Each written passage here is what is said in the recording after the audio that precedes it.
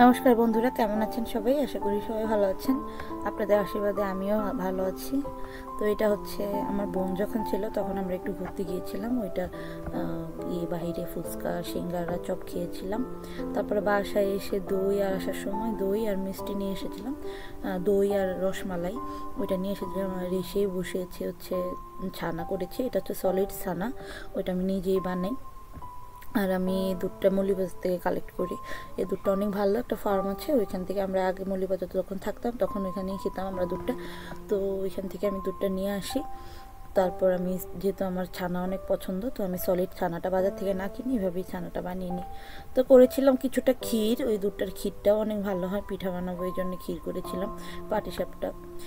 তারপরে এই ভিডিওটা হচ্ছে পরে আমার বোন চলে গিয়েছিল, পরের দিন আসলে আমার এই ভিডিওটা করা। ভিডিওটার মধ্যে আমি সকালবেলা উঠে চা করছি। তো আপনারা ভিডিওটা দেখছেন, তার জন্য আপনাদেরকে অনেক ধন্যবাদ। আমার ভিডিওগুলো আপনাদের কেমন লাগে আমাকে জানাবেন। যদি ভালো লাগে তাহলে আপনাদের বন্ধু বান্ধব, আত্মীয় স্বজন সবার সাথে শেয়ার করবেন। আর যদি ফেসবুক থেকে দেখে থাকেন তাহলে আমার আরেকটা চ্যানেল আছে স্নেহার রান্নাঘর নামে। ওইটাতে আমি কিছু রান্নাবান্না শেয়ার করি। আমার আসলে যে রান্নাগুলো আমি পারি ওইগুলো আমি শেয়ার করি। আপনারা একটু দেখে আসবেন, আশা করি আপনাদের ভালো লাগবে। আর যদি ইউটিউবে দেখেন তাহলে আমার ইউটিউব চ্যানেলের ব্লগ চ্যানেলটার নাম হচ্ছে স্নেহার নীলকুঞ্জ ব্লগ, আর রান্না চ্যানেলটার নাম হচ্ছে স্নেহার নীলকুঞ্জ। ওইটা একটু সাবস্ক্রাইব করে দেবেন, আমার অনেক ভালো লাগবে। আর যদি সাবস্ক্রাইব করে থাকেন তাহলে বেল আইকনটাও অন করে রাখবেন, যাতে আমি সাথে সাথে ভিডিও দেওয়ার সাথে সাথে আপনারা পেয়ে যান। সকালে চা খাচ্ছি মুড়ি দিয়ে, আর গ্যাসের সামনেই বসে খাচ্ছিলাম, কি অনেক ঠান্ডা পড়েছে। আর সকালে রান্নার যে জোগাড় যন্ত্র ওইটাও করে নিচ্ছি। এখানে আমি ফুলকপি কেটে নিচ্ছি, ফুলকপি তরকারি রান্না করব। আর করব হচ্ছে সিম বডি, ওইটা আমি রান্নার রেসিপি দিয়েছি। এই দুইটা রেসিপি আমার রান্নার চ্যানেলে আছে, একটু দেখে নেবেন।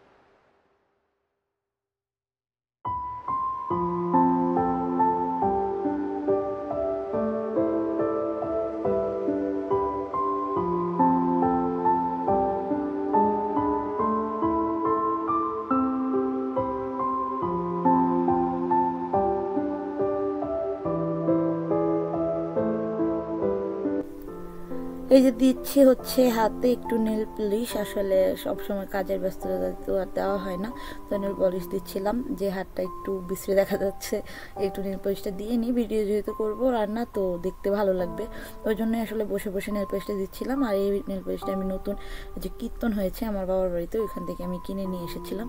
কালারটা খুব সুন্দর, কিন্তু কোয়ালিটিটা আসলে এত ভালো না। মেলার জিনিস আসলে যেমন হয়, কোয়ালিটি আসলে এত ভালো না।